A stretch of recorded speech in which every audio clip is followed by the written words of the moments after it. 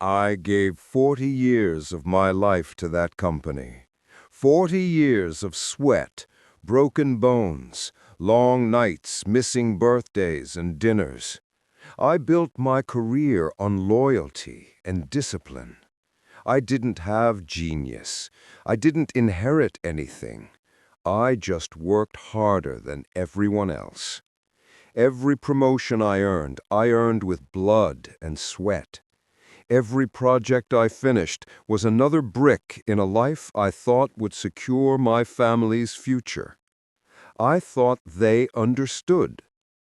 I thought my children saw the sacrifices, the late nights, the weekends I spent crunching numbers instead of playing catch or helping with homework. But kids don't see years. They see only the gaps. The nights I was gone, the school plays I missed, the birthdays I skipped. By the time I reached 65, I was tired. Not just tired in body, but in spirit. My back ached. My hands shook sometimes with exhaustion. Retirement was supposed to be a reward, a chance to finally breathe. My boss had given me a gold watch, a ceremony, a few polite speeches. My children had shown up in their best suits, smiled, hugged me, took photos, and left, leaving me to taste the polite emptiness of their applause. I thought that was all. I thought at least at home I could be the father again. Not the provider, not the worker, not the shadow in the office corridors. But I was wrong. The dinner started normally enough. 3 of them seated around my dining table, wine glasses in hand. Matthew, the oldest, always polished, always impatient, always measuring how much life owed him. Sarah, the middle, calculating and quiet, eyes darting between her phone and me as if she were evaluating a balance sheet. And David, youngest, smiling nervously, too aware that he was in the wrong, but hoping charm could cover it. "We've talked," Matthew said, in a tone I'd once recognized as serious and now feared. "We think it's time to sell the house." I froze mid-forkful of food. "Sell the house? The one I built? The one your mother—" Sarah interrupted smoothly, almost rehearsed. "It's too big for you now. Honestly, Dad, you don't need it. The market is great. We could get a lot. We could use the money for investments, retirement, vacations." We could use the money. Not you could use the house. Not you deserve to live in it. They could use the money. My chest tightened. I set down my fork. This house isn't just bricks and boards. It's memories. It's blood, sweat, and love. This isn't something you can just sell because it's convenient. Matthew leaned back, smirk curled faintly. "Times change, Dad. You've had your chance. It's our turn now." David, trying to mediate, added, "We're not trying to hurt you. We think this is best for everyone." Best for them, I thought. Not a word about me. Not a flicker of respect for the man who had built everything they now walked on. I swallowed hard. My throat burned. And then, like a spark hitting dry leaves, a quiet rage started to grow. I let them leave that night thinking they had won. I nodded, smiled faintly, and said, "Sure, do what you think is right." But I didn't sleep that night. I lay in bed staring at the ceiling, imagining their faces the next morning as they realized I would not bend, would not leave quietly, would not be dismissed. I thought of 40 years of work, of evenings spent alone, of weekends surrendered to deadlines, of every promotion earned with blood and long hours, all of it treated like nothing. If they thought they could throw me out and take what I'd built, they were wrong. I started small. First, the accounts. I had kept detailed records for decades, every stock, bond, investment, and property deed meticulously filed. I knew where every penny went, how every account was linked, and where gaps could appear. I moved money quietly, just enough to make their investments look unstable. I left subtle errors in spreadsheets they relied on, errors only I could notice, designed to unravel over weeks. Then I focused on influence.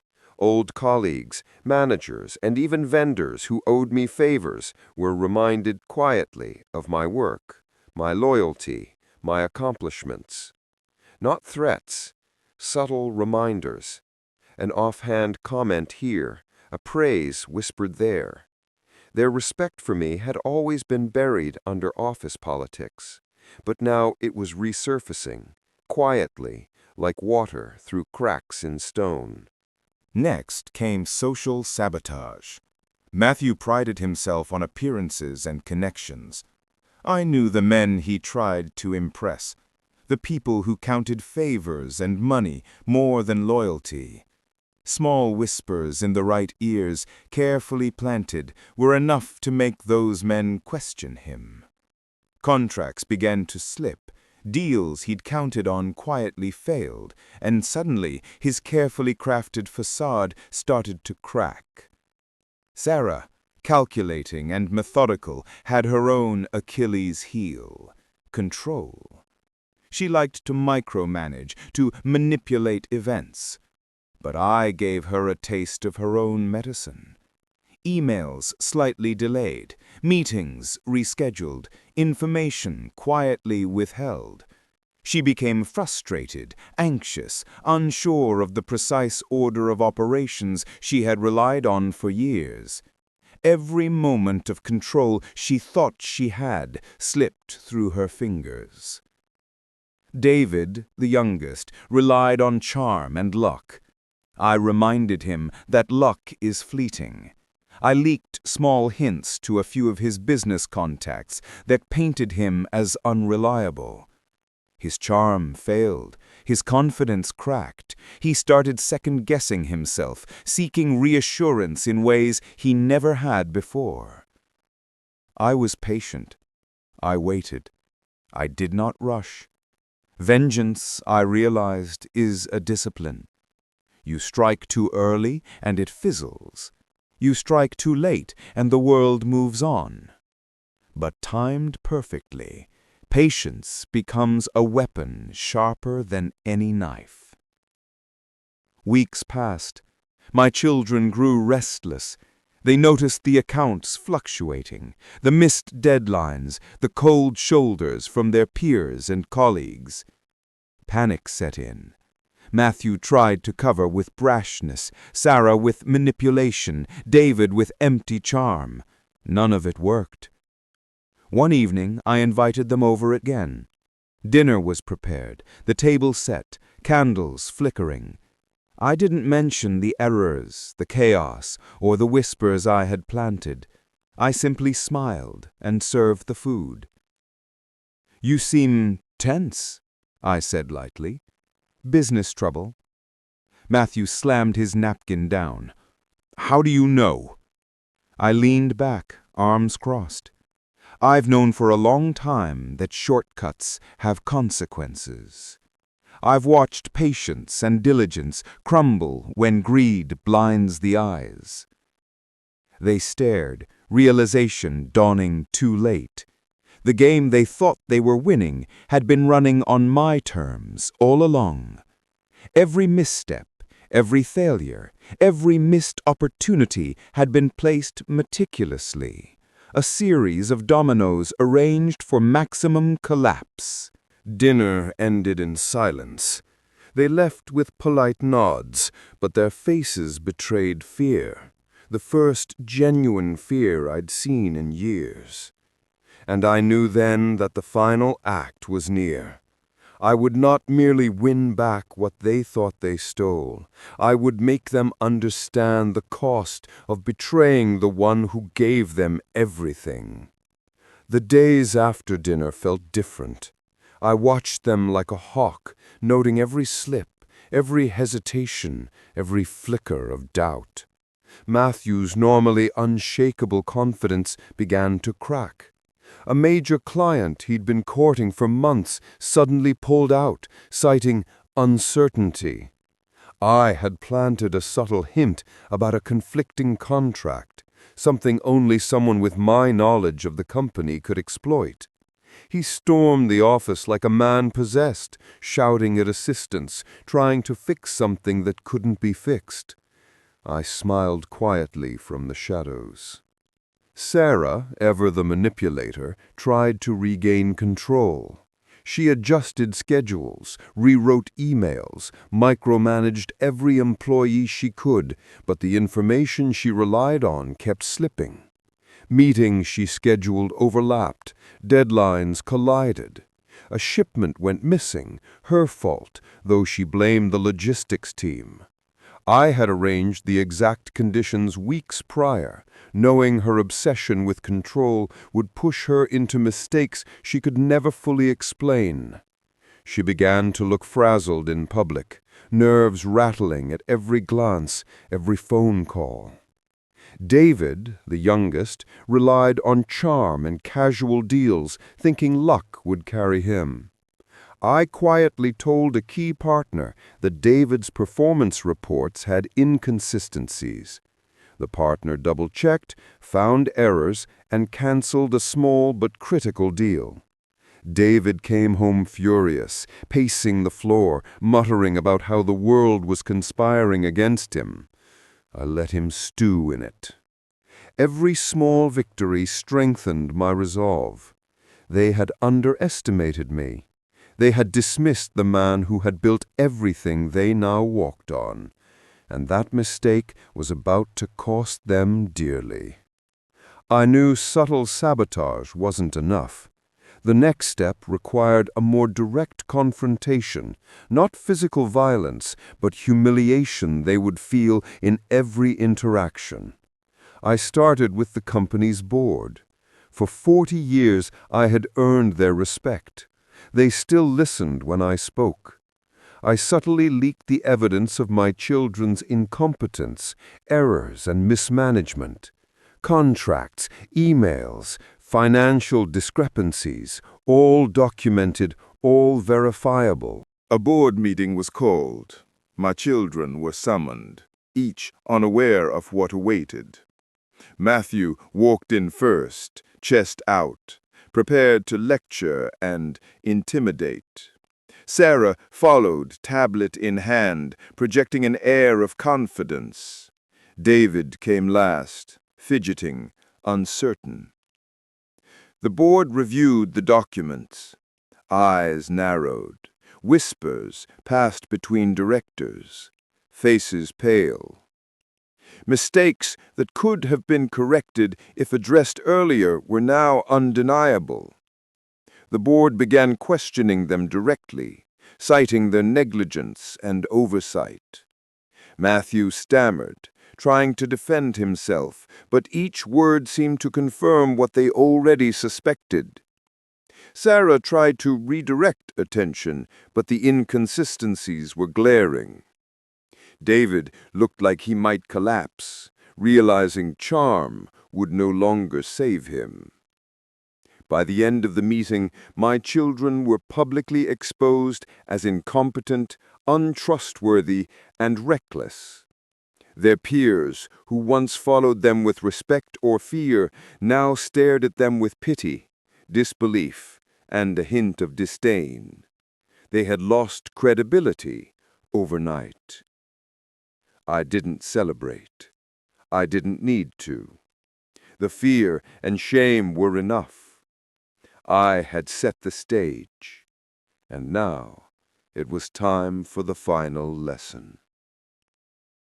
I invited them over again, under the guise of a family dinner. This time, the table was laid with care, the candles casting long shadows across the room. The house felt alive, not because of them, but because It had always been mine. Matthew was first to arrive, his usual arrogance tempered by uncertainty. Sarah followed, eyes flicking nervously to the table settings. David lingered at the door, unsure whether to enter. I greeted them warmly, masking the storm brewing beneath my calm exterior. "It's good to see all of you together," I said. "Sit, eat, talk." They hesitated, then obeyed, sensing the tension but not understanding its depth. I served the food silently, watching their expressions. Every glance, every twitch of a hand told me they understood they were no longer in control.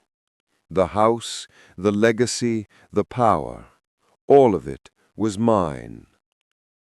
After dinner, I leaned back and spoke. "Do you realize what you've done? All these years I provided for you, guided you, taught you, and now you think you can dismiss me, throw me aside as though I were disposable?" Matthew tried to interrupt, but I held up a hand. "No, let me finish." I told them in detail everything I had observed over the past weeks. Every mistake, every slip, every miscalculation. I described how I had anticipated their moves, subtly manipulated events, and ensured that every consequence would fall precisely where it would hurt most. Sarah's eyes widened, realizing her meticulous planning had been undone by a man she thought old, slow, and irrelevant. David's jaw tightened, understanding for the first time that his luck and charm were meaningless in the face of experience and patience. Matthew's face turned red with rage and humiliation. I didn't yell. I didn't shout. I simply spoke, measured, precise, letting the weight of my words sink in. By the time I finished, silence filled the room, thick and suffocating. Then I left them there, not a word more. The final lesson had been delivered. I was not to be underestimated. Betrayal has consequences, and those who dismiss the efforts and sacrifices of others will find themselves exposed, powerless, and humiliated. The next morning, I returned to my office one last time. The city skyline stretched before me, a testament to years of work, dedication, and endurance. I reviewed my accounts, ensuring everything was in order, every investment secure. I had rebuilt, quietly and invisibly, the power and influence that had been threatened by my children's greed. They called me that afternoon. Matthew's voice, usually sharp and confident, was thin and brittle. Sarah's emails were curt, David's texts tentative. Each one carried the weight of understanding. They had underestimated me. They had learned that patience, experience, and cunning are more powerful than youth, charm, or arrogance. I smiled quietly and returned to my desk.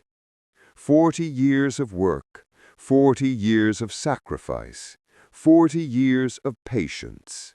It all mattered. And now they understood. Retirement would be mine on my terms. Freedom, satisfaction, and the quiet knowledge that justice, even if delayed, is inevitable. After the board meeting and public humiliation, my children were shell-shocked. They moved through the house like ghosts, unsure if I would strike again, whether with words or with influence. I let them stew. Silence is a tool far more powerful than threats when wielded correctly. It gnaws at the soul. I spent the next few days preparing the next phase. Subtlety had served me well in business, but at home, the reckoning had to be closer, intimate. They had betrayed me where it hurt most, family. I would make them confront that betrayal, face the man they had discarded, and feel the weight of their actions in every corner of the house. It started small. Doors left unlocked, lights flickering at odd intervals, personal items moved just enough to unsettle. They thought the house was shifting under their feet, that their control was slipping. And it was. Every creak of the floorboard, every shadow in the hallway reminded them that I was still here, and that the man they ignored and underestimated was far from powerless. One evening, after dinner, I sat in the living room, my hands folded over a cup of coffee, watching them carefully. Matthew paced. Sarah sat rigid, frowning at her phone, while David kept glancing toward the door as if expecting someone to appear from the shadows. "You've been restless," I said softly, almost kindly. "Is something troubling you?" Matthew's face flushed. "We know what you've done," he spat, though the words trembled. "We've seen the emails, the board, everything. You think you're clever." "I'm not clever. I'm patient. You mistook absence for weakness, inattention for carelessness. You assumed I would retire quietly, leave my home, my work, my life behind. You were wrong." Sarah leaned forward. "Why are you doing this, Dad? We're family. Why humiliate us?" I met her gaze steadily. "Because you taught me the lesson first. You showed me what it feels like to be discarded, to be taken for granted, to be betrayed by the ones you love most. I'm simply returning the favor, carefully, deliberately, and with consequences you cannot ignore." David spoke then, voice small and shaky.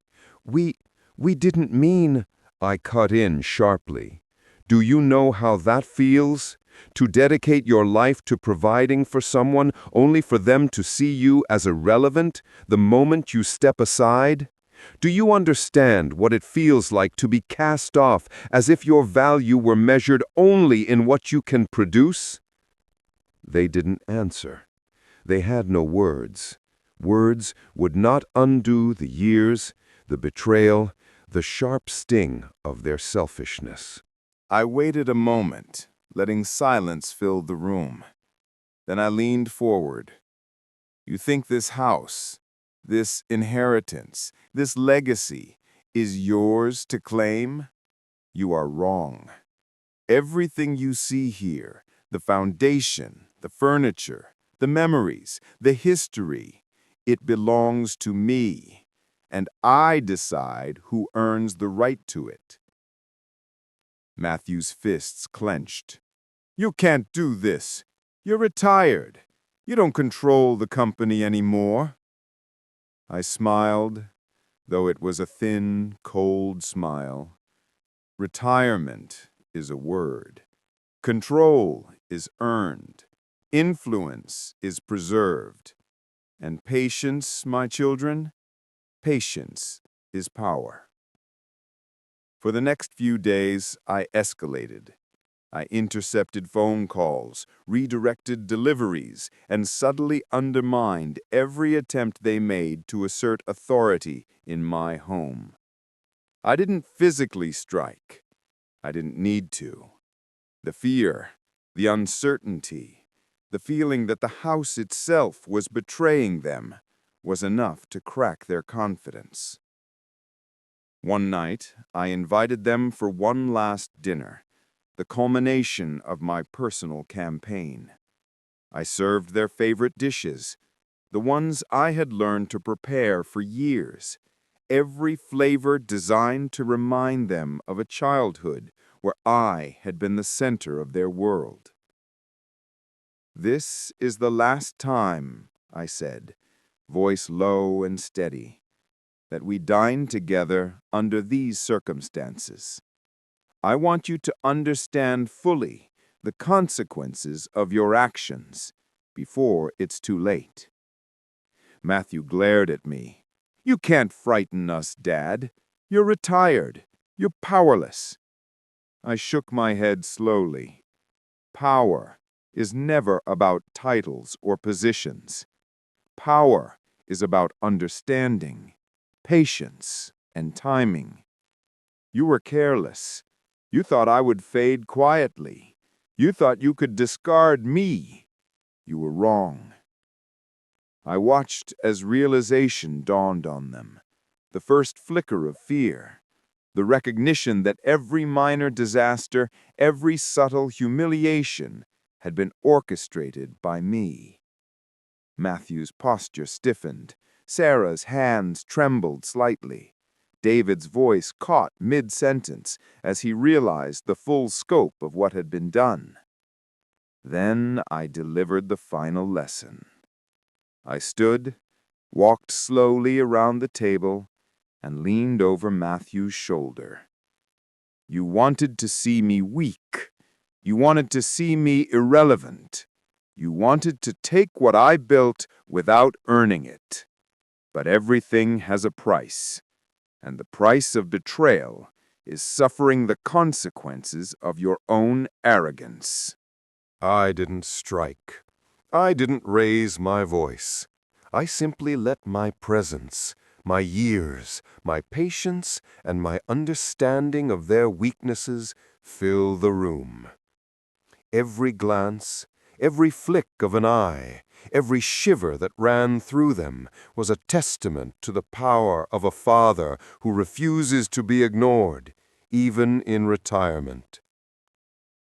After that night, my children no longer attempted to exert control over me. They retreated into their lives, chastened and wary, their pride fractured, their confidence shaken. I had not destroyed them physically, but I had taught them a lesson deeper than pain, the lesson of respect, loyalty, and the cost of betrayal. I spent the following weeks restoring order in my home. I reorganized accounts, reinforced my influence in the company quietly, and reclaimed control of what they had tried to claim. The house, the legacy, and the respect I had earned over decades were mine again. When I finally sat alone in the quiet of my study, I reflected on what had happened. Revenge had been meticulous, precise, and necessary. But the cost was high. The trust I once held with my children was gone forever. There was no joy in that, only satisfaction that justice, however delayed, had been delivered.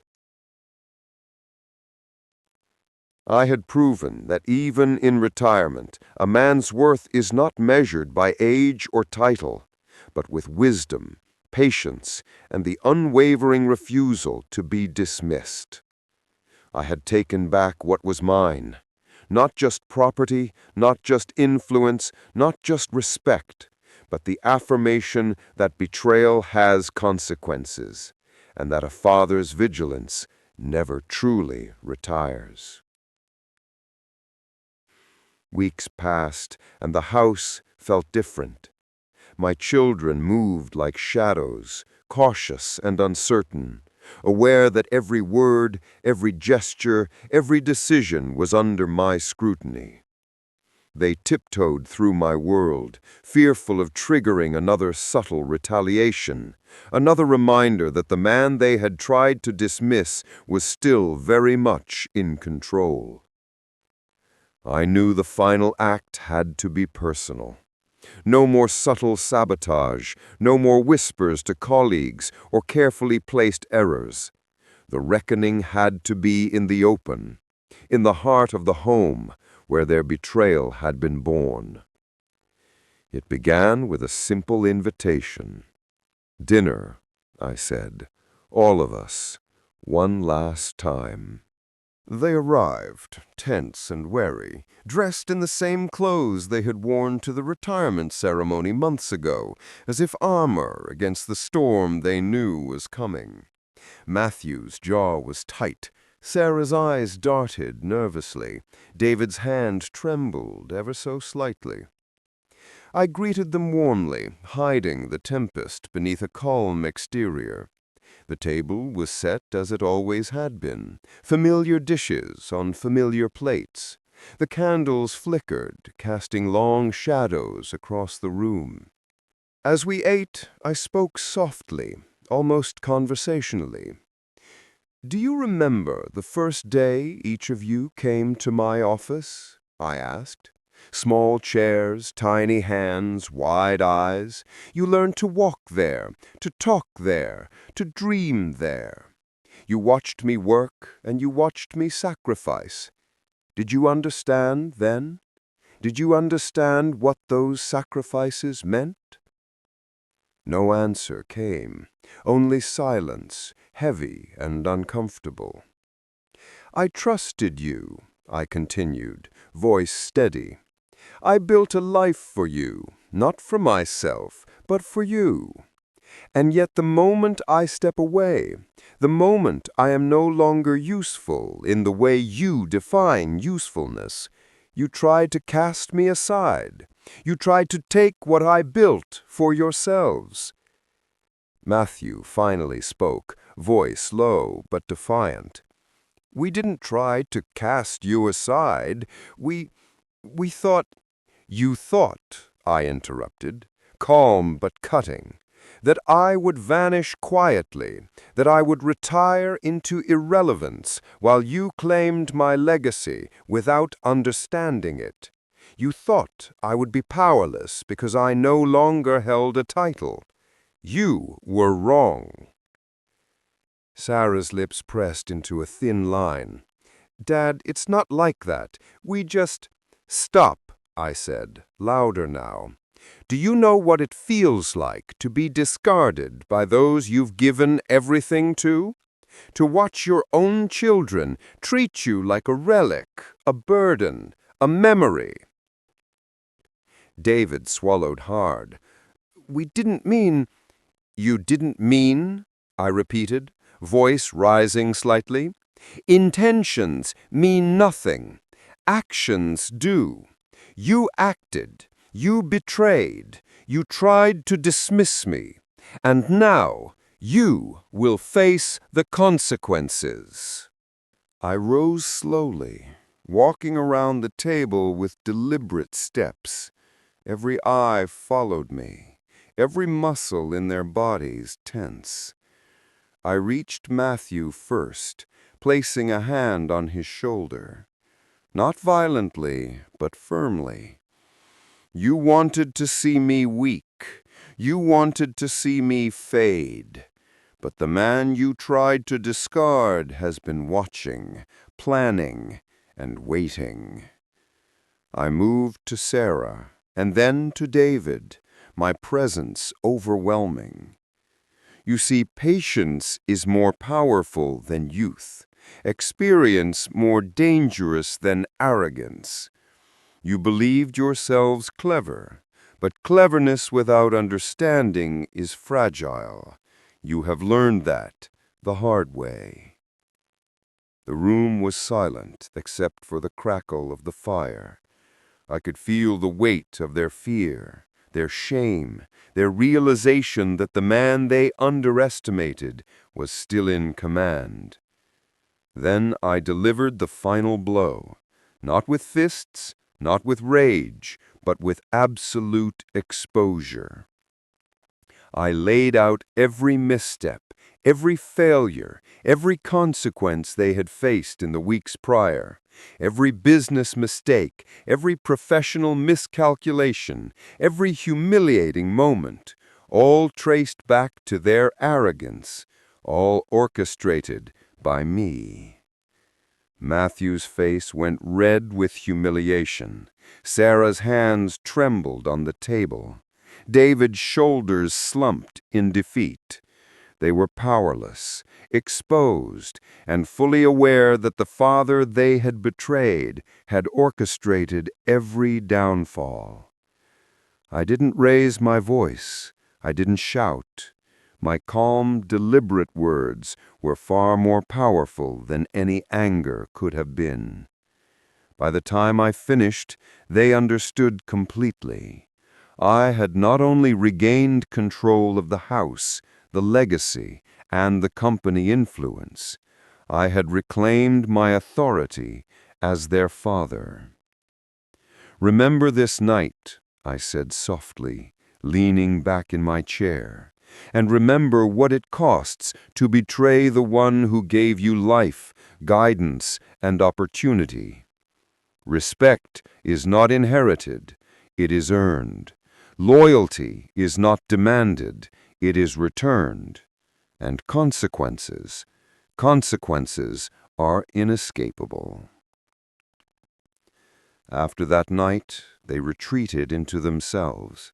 No threats, no confrontations, no schemes.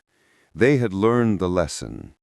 I had taught it with precision, patience, and presence. I spent the next few weeks restoring order. I reorganized my accounts, ensured every investment was secure, and re-established quiet influence in the company. Every conversation, every decision, every subtle move reminded me that while I had lost nothing, they had lost confidence, control, and the illusion of dominance. Sitting alone in the study, I reflected on what I had done. Revenge had been deliberate, meticulous, and powerful. I had not struck out of anger, but from necessity, to protect what was mine, to teach what they had ignored, and to assert that even in retirement, a father's wisdom and authority are not diminished. And yet, as the firelight flickered, I felt a pang of something I hadn't expected: loss. Not of possessions or influence, but of innocence, of trust, of the bond I had once shared with them. Revenge had restored respect, but it had cost warmth. The laughter, the casual love, the carefree trust, all gone. I placed my hands over the photograph of the three of them as children, smiling and carefree, unaware of the trials that awaited them.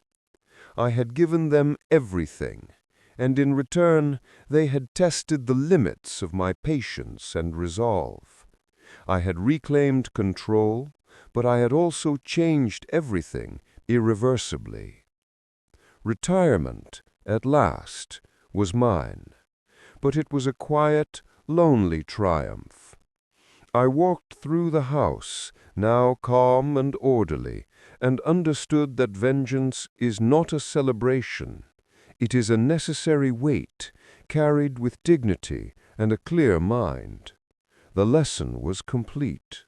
My children would remember it for the rest of their lives. And as I looked out over the city skyline from my study window, I knew one undeniable truth: respect, earned and reclaimed, is far more powerful than love that is taken for granted. The weeks after the confrontation were quiet. My children kept their distance, no longer attempting to manipulate, challenge, or undermine me. Matthew spent more time at work, cautious, his once brash confidence tempered by fear of further exposure. Sarah focused obsessively on minor details, trying to reclaim the control she had lost, but always second-guessing herself. David retreated into charm and casual social contacts, unsure who to trust, wondering if every gesture was another trap.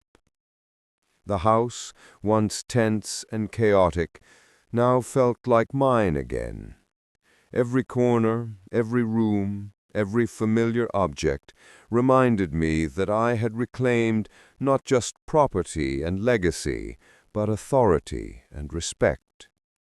The kitchen smelled of my cooking again. The study carried the faint scent of old paper and ink, and the fire crackled quietly in the living room as it had for decades. Retirement had finally arrived, but it was not the peaceful, carefree retirement I had imagined in my younger years. Instead, it was a quiet triumph, a testament to patience, discipline, and perseverance. The world had shifted. My children had learned, through fear and subtle humiliation, the cost of betrayal, and I had survived, not just survived, but thrived, proving that wisdom and experience are weapons far sharper than youth or arrogance. I often sat alone in the evenings, reflecting on everything that had happened. I thought of their faces at the dinner table, Matthew's pride shattered, Sarah's nervousness, David's uncertainty. I thought of my own emotions. Satisfaction, yes, but also sadness. Revenge is rarely sweet. It is measured, deliberate, and it leaves a mark on the soul. I picked up a photograph from the mantelpiece, one taken years ago when the children were small, smiling at the camera, unaware of the trials life would bring. I had given them everything I could, guidance, patience, love, and yet they still tested me, as children always do in their own way. My actions were harsh, but they were necessary. Respect must be earned, loyalty must be recognized, and betrayal must carry weight. I spent my mornings walking through the city, observing life with a careful eye. The office buildings gleamed in the sunlight, a reminder of the decades I had spent building my career. My colleagues greeted me with respect, some quietly acknowledging the power I still held behind the scenes. I no longer needed the title, the corner office, or the accolades. My influence remained, quiet but potent, like the deep roots of a tree that weathered countless storms. The evenings were quieter. I cooked my meals, tended to the house, and occasionally called on friends who had known me for decades. I spoke little of my children's betrayal, preferring to keep those lessons private, a silent testament to the consequences of underestimating someone who had given his life to hard work and dedication. And yet, there were moments when I felt the hollow ache of loss. My children were alive, but the bond we had shared, the easy laughter, the casual love, the trust, it was gone. The house was restored, the legacy reclaimed, but the warmth of family, the unguarded joy of shared life, had been replaced with caution, distance, an understanding born from fear. I realized then that revenge, while necessary, is never without cost. It restores respect, reasserts authority, and teaches lessons that cannot be ignored, but it also changes everything it touches. The quiet satisfaction I felt was tinged with melancholy. a reminder that even the just can feel the weight of what they have done. I found solace in small routines, tending the garden, reading books I had long postponed, cooking meals with care, and walking the familiar streets of my neighborhood. Each step was a reminder that life continues even after betrayal and vengeance.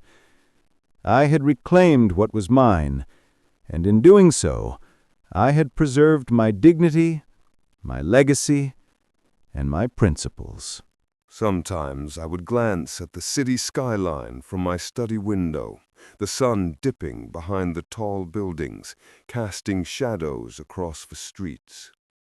I thought of my children, scattered across the city, each carrying the memory of their mistakes, each aware that they had faced a father who refused to be dismissed. Their futures would now be tempered by caution, humility, and the understanding that life's lessons are harsh but unforgettable. In the quiet moments, I allowed myself a small smile. I had survived. I had conquered betrayal without sacrificing my integrity. I had demonstrated that even in retirement, a father's wisdom, patience, and resilience remain formidable. And so I embraced this new chapter, a life reclaimed, lessons delivered, and authority restored. My children, though still alive, had learned the cost of betrayal. My home, though quiet, was alive with the memory of decades of work, love, and vigilance. Retirement was mine, not carefree, not innocent, but mine. And in that ownership of self, of legacy, of respect, I finally felt the quiet triumph of a life lived with patience, integrity, and the unwavering refusal to be forgotten. The photograph of my children on the mantel remained, a reminder of what had been, what was lost, and what had been regained. The lesson was complete. The father had prevailed, not through brute force, but through meticulous patience, careful strategy, and an unshakable understanding of human nature. In the end, the house stood as a testament to my life, my work, and my unwavering principles. The children had been humbled, the legacy preserved, and the father remained, vigilant, patient, and victorious. The last day of work had passed, the retirement ceremony had ended, and the betrayal had been avenged. The story, at last, had reached its conclusion. Justice, patient and deliberate, had been delivered. And as I sat alone in the quiet of my home, I understood that in life respect is earned, betrayal is costly, and patience is the deadliest weapon of all.